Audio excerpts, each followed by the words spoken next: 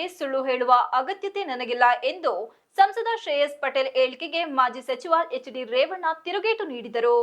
ನಗರದ ಪ್ರವಾಸಿ ಮಂದಿರದಲ್ಲಿ ಬುಧವಾರದಂದು ಮಧ್ಯಾಹ್ನ ಮಾಧ್ಯಮದೊಂದಿಗೆ ಮಾತನಾಡಿ, ಈ ಹಿಂದಿನ ದಿನಗಳಲ್ಲಿ ಜಿಲ್ಲೆಯಲ್ಲಿ 40,000 ಹೆಕ್ಟೇರ್ ಆಲೂಗೆಡ್ಡೆ ಬೆಳೆಯುತ್ತಿದ್ದರು. ಈಗ ಕೇವಲ 4,000 ಹೆಕ್ಟೇರ್ಗೆ ಬಂದು ನಿಂತಿದೆ. ರೈತರು ಬೆಳೆಯುವ ವಿಧಾನ ಕಲಿಯಬೇಕು. ಜಿಲ್ಲೆಯ ತೋಟಗಾರಿಕೆ ಇಲಾಖೆ 263 ಹುದ್ದೆಗಳಲ್ಲಿ ಕೇವಲ 134 ಜನ ಕಾರ್ಯನಿರ್ವಹಿಸುತ್ತಿದ್ದಾರೆ. ಈ ಇಲಾಖೆಯಲ್ಲಿ ಕೆಲಸ ಮಾಡುವವರ ಕೊರತೆ ಇದೆ ಎಂದರು. ಆಲೂಗೆಡ್ಡೆ ಬೆಳೆ ವಿಫಲವಾದ ಹಿನ್ನೆಲೆ ರೈತರು ಜೋಳ ಬೆಳೆಯಲು ಪ್ರಾರಂಭಿಸಿ ಜಿಲ್ಲೆಯ ಬೆಳೆ ಪರಿಶೀಲನೆಗೆ ವಿಜ್ಞಾನಿಗಳ ತಂಡ ಬಂದಿತ್ತು. ಜಿಲ್ಲೆಯಲ್ಲಿ 2 ಲಕ್ಷ ಹೆಕ್ಟೇರ್ನಲ್ಲಿ ಜೋಳ ಬೆಳೆಯುತ್ತಿದ್ದು, ಈ ಬೆಳೆ ಕೂಡ ಈಗ 40,000 ಹೆಕ್ಟೇರ್ಗೆ ಬಂದಿದೆ. ಮೆಕ್ಕೆಜೋಳ ನಷ್ಟದ ಆದಾಯಕ್ಕೆ ರಾಜ್ಯ ಸರ್ಕಾರ ಅಧಿಕಾರಿಗಳು, ವಿಜ್ಞಾನಿಗಳನ್ನೊಳಗೊಂಡ 4 ತಂಡಗಳನ್ನು ಜಿಲ್ಲೆಗೆ ಕಳುಹಿಸಬೇಕು ಎಂದು ಒತ್ತಾಯಿಸಿದರು.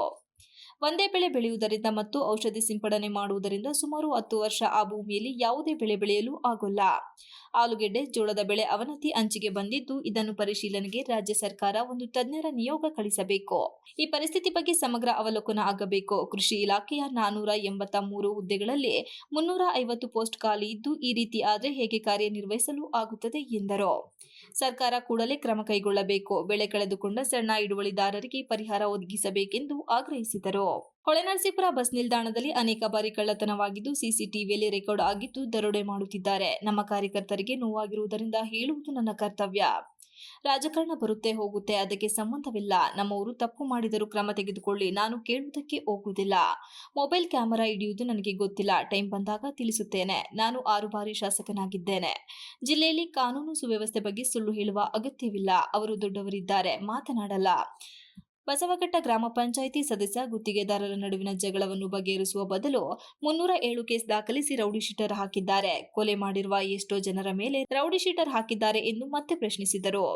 ದೂರು ನೀಡಲು ಹೋದರೆ ತೆಗೆದುಕೊಳ್ಳುವುದಿಲ್ಲ ಎಂದರೆ ಯಾರ ಬಳಿ ಹೇಳಬೇಕು? ನಾನು ಪೊಲೀಸ್ ಠಾಣೆಗೆ ಕರೆ ಮಾಡಿ ರೌಡಿ ಶೀಟರ್ ದಾಖಲಿಸಿ ಎಂದು ಹೇಳುವುದನ್ನು ತೋರಿಸಿದರೆ ರಾಜಕೀಯ ಬಿಟ್ಟು ಹೋಗುತ್ತೇನೆ. ಪ್ರತಿದಿನ ಮೊಬೈಲ್ ಕಳವಾಗುತ್ತಿದ್ದು 4-5 ಮನೆ ದೋಚಲಾಗುತ್ತಿದೆ. ಇದನ್ನು ಕೇಳಬಾರದ. ಜೆಡಿಎಸ್ ಕಾರ್ಯಕರ್ತರು ತಪ್ಪು ಮಾಡಿದರೆ ಕ್ರಮ ತೆಗೆದುಕೊಳ್ಳಲಿ. ಅದ ಬಿಟ್ಟು ಪಕ್ಷಪಾತ ಮಾಡುವ ಕೆಲಸ ಮಾಡಬಾರದು ಎಂದು ಸಲಹೆ ನೀಡಿದರು. ಆಡಗ್ಲಲ್ಲೇ ಮರ್ಡರ್ ಮಾಡಿರಲ್ಲ, ಆಡಗ್ಲಲ್ಲೇ ಮರ್ಡರ್ ಮಾಡಿರೋ ಮೇಲೆ ಎಷ್ಟು ಜನ ಮೇಲೆ ರೌಡಿ ಶೀಟ್ ಓಪನ್ ಮಾಡಿದ್ರು ಮೇಡಮ್ ಬಂದ ಮೇಲೆ? ನಾನು ಹೇಳೋದು ನಿಮಿಷ ಹೇಳ್ತೀನಿ, ನನಗೆ ಗೊತ್ತಿಲ್ಲಪ್ಪ. ದೂರ ಕೊಡಕ್ ಹೋಗಿ ದೂರ ಇಸ್ಕೊಳ್ಳಲ್ಲ ಅಂದ್ರೆ ಏನ್ ಮಾಡ್ತೀಯ? ಪಾಪ ಅವ್ರಿಗೆಲ್ಲ ಹೇಳಕ್ಕಾಗಲ್ಲ ನನ್ನ ಉತ್ತರನ. ನಾನು ಉತ್ತರನ ಯಾರಿಗೆ ಹೇಳ್ಬೇಕು ಅವ್ರಿಗೆ ಹೇಳ್ತೀನಿ. ನಾನು ಇಷ್ಟೇ, 307 ಮರ್ಡರ್ ಮಾಡಿರ್ಲಪ್ಪ, ಅವ್ರ ಮೇಲೆ ಎಷ್ಟು ಜನದ ಮೇಲೆ ರೌಡಿ ಶೀಟ್ ಓಪನ್ ಮಾಡ್ಯಾರ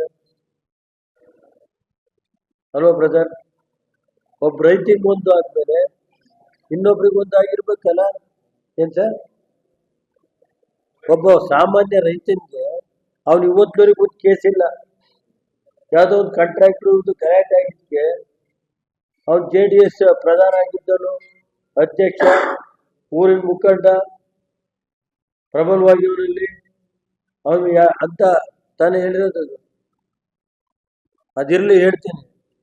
ನನಗೆ ಇವೆಲ್ಲ ತಲೆಗಿಡಿಸಿ ಇವ್ರಿಗೆಲ್ಲ ಉತ್ತರ ಕೊಡಕ್ ನಾನು ಅಂದ್ರೆ ಒಳ್ಳೇದೋಯ್ತು ನಡಿ.